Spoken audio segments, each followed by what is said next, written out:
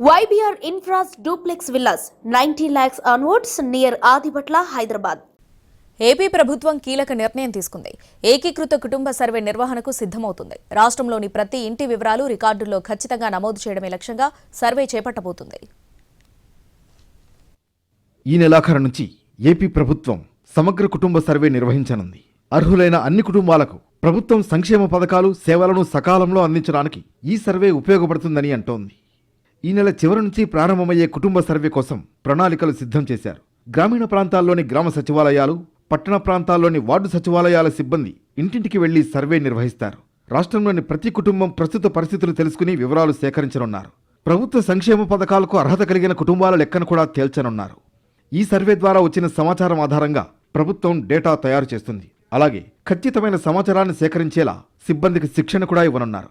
అంతేకాకుండా నేరుగా ఇళ్ల వద్దే కుటుంబ వివరాలను అప్డేట్ చేయనున్నట్లు అధికారులు చెబుతున్నారు. ఈ సర్వేను ప్రత్యేక మొబైల్ అప్లికేషన్ ద్వారా నిర్వహిస్తారు.